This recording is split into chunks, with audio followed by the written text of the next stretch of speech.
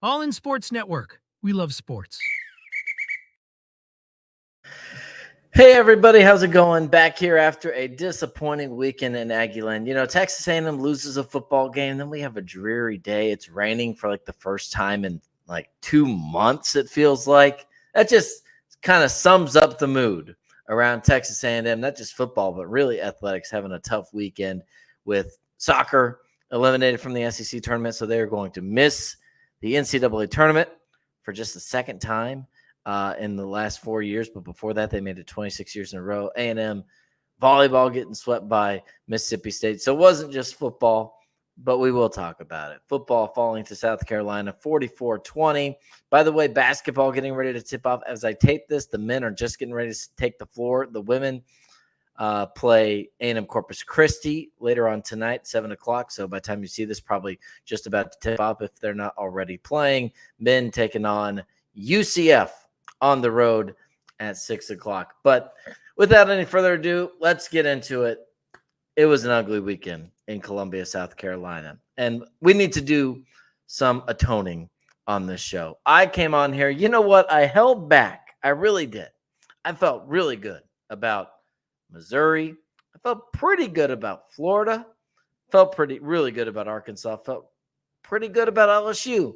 And I kind of hung back and watched this team just make gangbusters, just make people look like fools and go gangbusters on these guys. And so I said, you know what?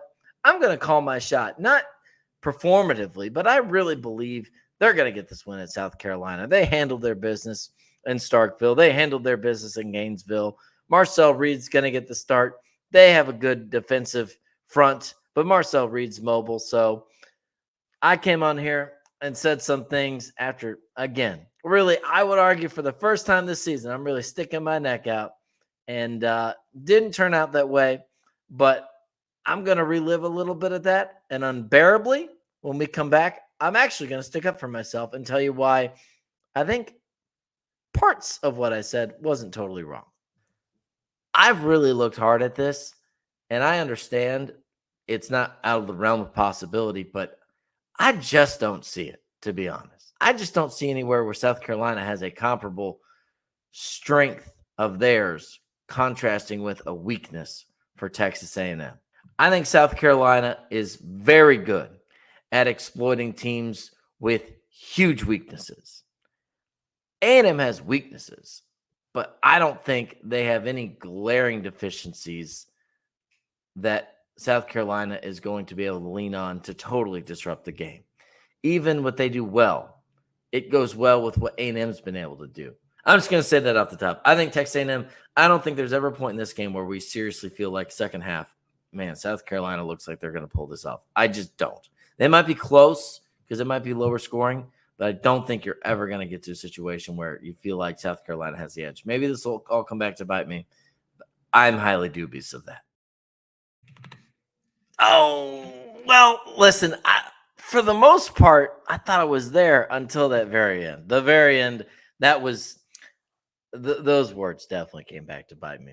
But listen, let's go through it and let's talk about why, again, unbearably, I'm going to defend myself here and tell you not only defend myself, I think I was proven right in some aspects. You fall behind 14-0 and still you have the lead before halftime. Now, I know they didn't keep it. I know they got the tie at the half. But really, some penalties helped with that on that last drive to help them get that field goal tied up. Second half was a disaster. But here's the deal. I mean, A&M's strengths did line up with South Carolina's strengths, and I took a bet that A&M could outstrength South Carolina. It was just flat out wrong. You go for it twice on your own end, fourth and like half a yard, and you get blown up completely. Was not anticipating that. I don't mind the first one.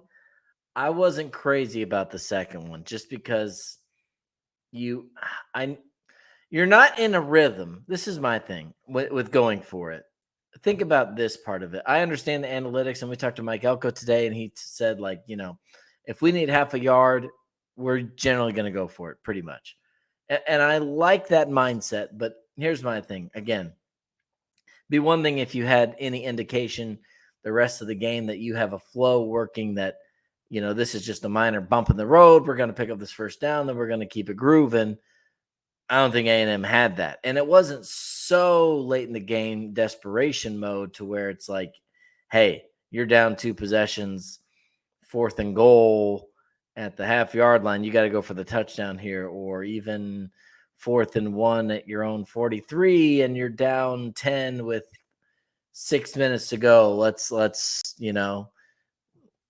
a little. I thought there was still enough time, and I believe it was 1 possession game when they went for it the second time as well, to where I would have liked to see them punt the second time. I didn't mind the first time because you're trying to establish your identity, and who knows how it plays out. But it's kind of a risk reward thing. And the other thing for me, going to that point about whether you go for it, is like, for example, 4th and goal is a perfect example. If you convert there, it's over. Touchdown, drives over, questions answered. If you go for it on your own 34 and you get it, you still have to pick up another 25, 30, 35 yards just to get into field goal range. You're still another 65 yards away from a touchdown. So it's not quite as definitive that this is going to be putting us over the top for some notable threshold. It's just you get to extend the drive alive. You haven't really had a lot of flow to speak of anyway. And then, risk reward. If we don't get this, oh my goodness, it blows up in your face. But if you do, then what do you really gain, kind of thing. So I didn't love the second one. I understood the first one. And let me go back to what I said. I didn't think it was out of the realm of possibility that they lost. I was not shocked that they lost to South Carolina. I was pretty surprised and shocked that it was as emphatic as it was, especially because I think, look, they earned that first drive. I'm not going to say that first drive was a fluke. So I'm going to say you spot them 14 points starting off. I say that really the second one. Now, even the second one, you give the ball back at the 34-yard line, 35-yard line, your defense can hold them to a field goal there. It's not like you turn the ball over and they returned it to the 3-yard line, you give up a touchdown. A field goal, I would put that more on the turnover on downs. The touchdown, that had something to say about how they were moving the ball. But anyway, you fall behind 14-0, and you do find that rhythm. You do settle things down. You prove it's a long game. They did go up 14-0 kind of early, like even by 14-0 standards. It was only like 9 minutes left in the first quarter, or 8 minutes, something like that. So still plenty of time, and you were going to have to make them feel like it's going to be a long game. Like, I know you're up now, but you're not done with us yet if you're A&M. And I think A&M certainly did that. Now, they didn't continue it, right? And I guess I feel okay missing on a game if there are several factors that you could not have seen coming, or that were at sort of like their highest level that we've seen at any point this year. I thought Lenore Sellers played by far his best game. When you consider the caliber of the opponent, the moment, and everything else, he still didn't. I mean, he threw for 244. It's not like he didn't throw. So that's something that you would not have anticipated. On the injury front, Le'Veon Moss goes down, just announced out for the year. That was not something you would have anticipated. So that hurts. The tackling, I think, was by far the worst that we've seen for Texas A&M this whole year. And I think I can give myself a pass for not anticipating that you would have that dreadful of a performance, paired up with things like not getting half a yard when you need it twice in your own end, like Le'Veon Moss going out, getting hurt. Marcel Reed, I think, performed about on par with what I think you could have expected. Made some throws, made some mistakes. I do think you could have seen the offensive line hold up a little bit better. I know that their pass rush is good, but Marcel Reed, I can't remember what the exact numbers were. I think it was something like 21 of 37 dropbacks. He had pressure, or it was something crazy. So I don't know that you could have anticipated that level of pressure. I would have hoped for better for A&M in that regard. But, I mean, really, you go down the list. Amari Daniels, I thought, filled in admirably given what he was thrust into. I do think the receiving problems hurt you. And not being able to rally from behind on the road and facing a multi-possession deficit, how do you respond? Certainly some turnovers were killers. The interception, the fumble, which set up another score. So that's another, by the way, the fumble at the end, that was another 7 points gifted. So really 44, I could make the argument that 14 of that was not entirely, but largely set up by decisions from A&M, and I think a field goal too, right? They got a field goal off the other fourth down conversion miss, so 17 points, if I'm not mistaken. So that brings you down to from 44 down to 27. So 27-20, much different story game. I could have seen them losing a close game, but I think those type of things manifested it in a way to make it bigger. And the interception, I think you were in field goal range there, if I'm not mistaken. So that was another one where you don't turn it over, you kick the field goal. Now we're talking maybe 27-23 or at least like 30-23. But needless to say, much more manageable game. But the mistakes and really those conversions, I think, doomed this team. And, another thing was it wasn't just they're missing tackles. It was like they're missing tackles and they're whiffing on tackles when you come in like the opening drive of the game. Scooby Williams comes in on a pressure, gets there, and good for him. But Lenore Sellis is mobile and he's a big dude. I'll be honest, I didn't realize. I knew he was big. I didn't realize how big he was. I didn't realize he was 240. In my mind, he was like 220, and with some speed too.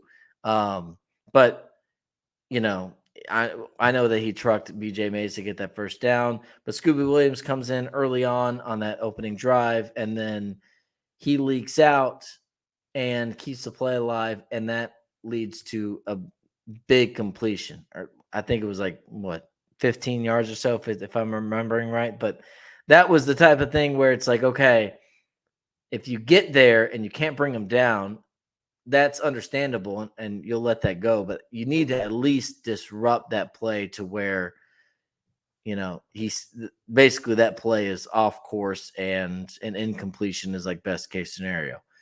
And they didn't do that. And then there was tackles that were missed, but not just tackles that were missed on the edge that allowed small to medium gains to become massive ones or even touchdowns.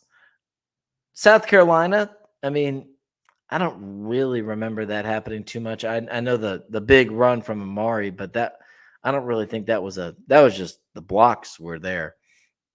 He had the blocks perfect. That wasn't really like a missed tackle from my memory led to that huge run. So overall takeaways.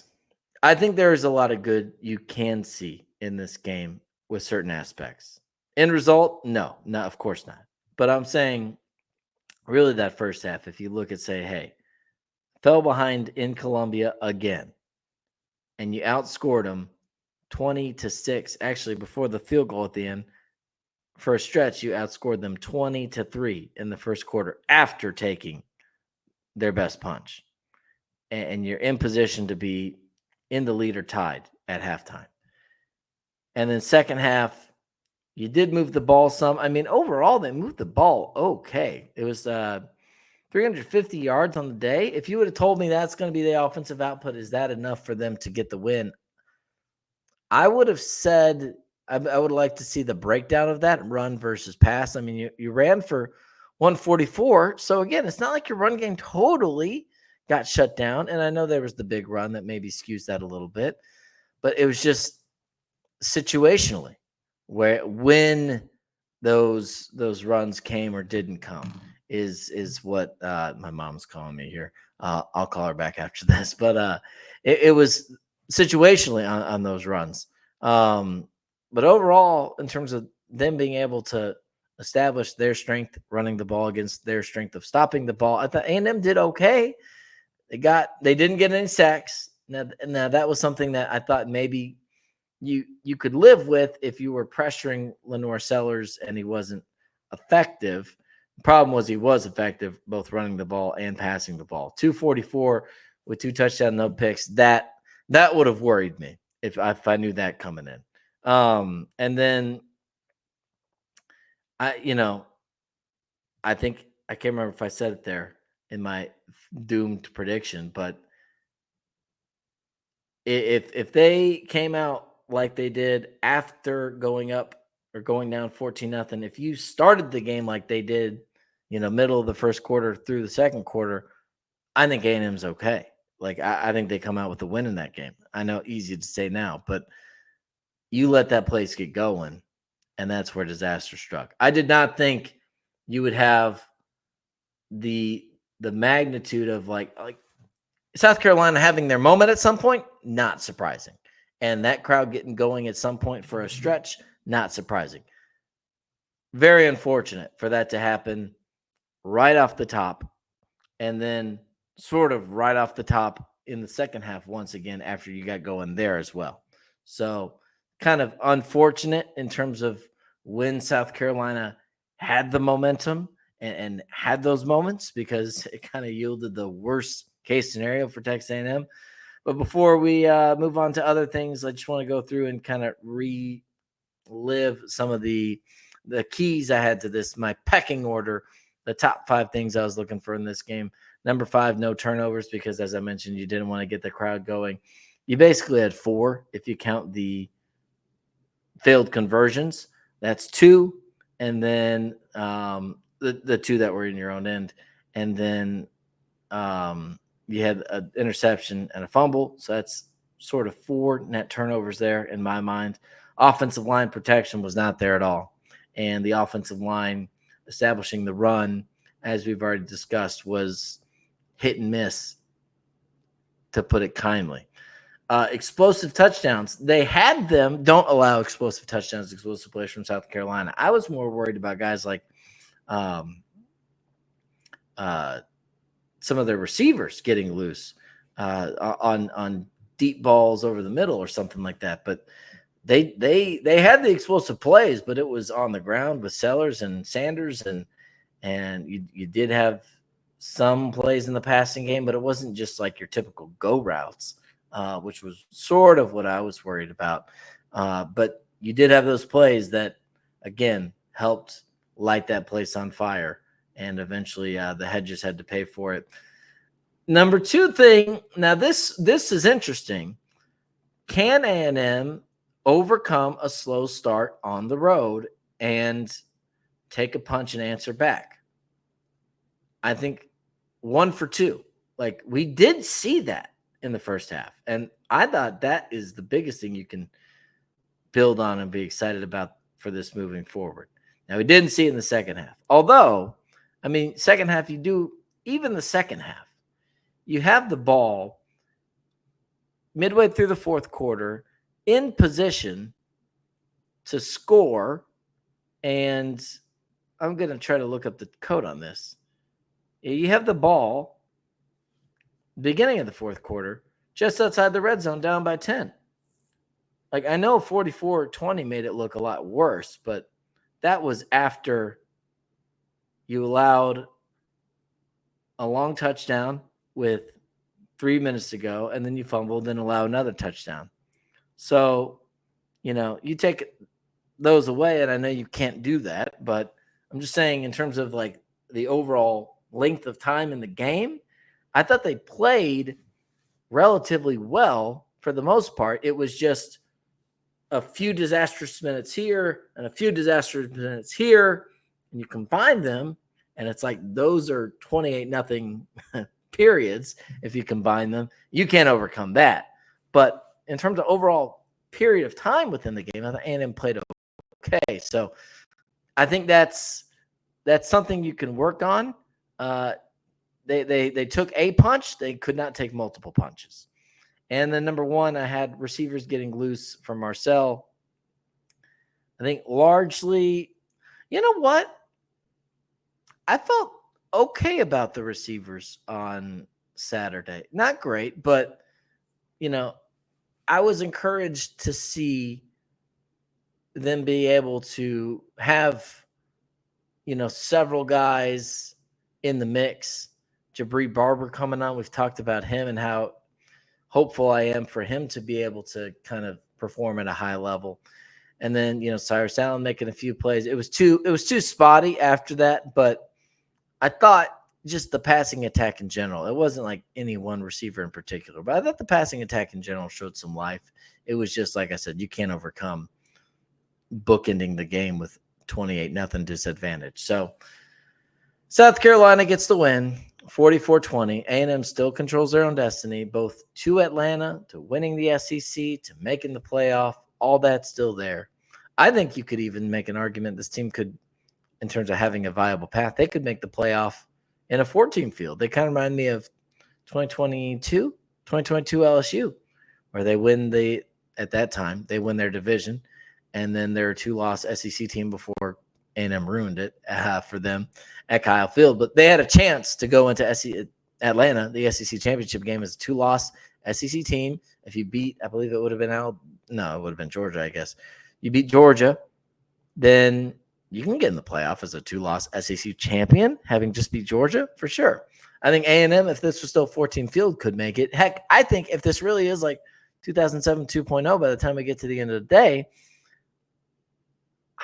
I think if we're in the BCS era, I think A&M would maybe have an outside shot to make the championship game. So, point is, not total doom and gloom. They are still atop the SEC standings, and we will see if they can continue it.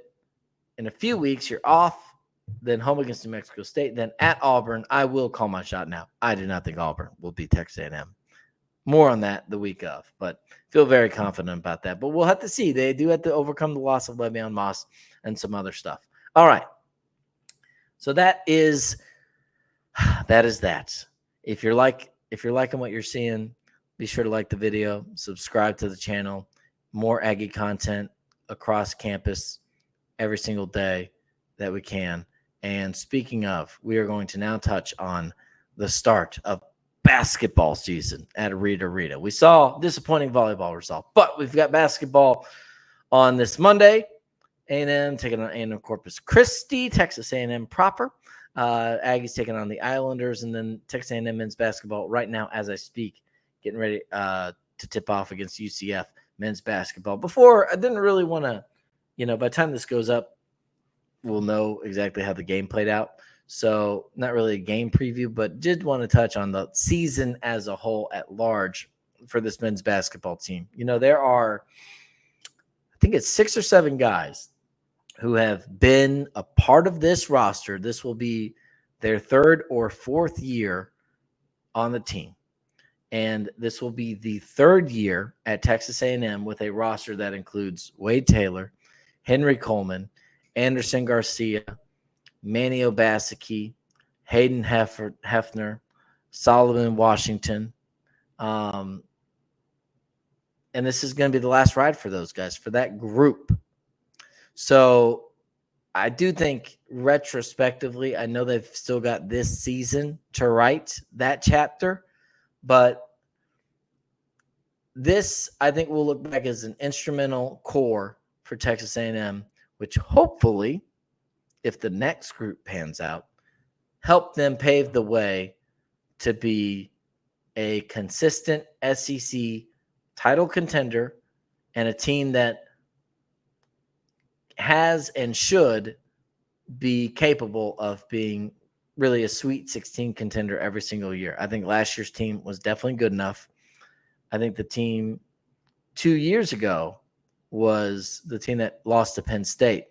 They stumbled early, but they came back and they almost won the SEC championship regular season. They got close, but stumbled so bad early on that they got dinged for that with their seeding, and then Penn State shoots the lights out. That kind of stuff happens in the tournament.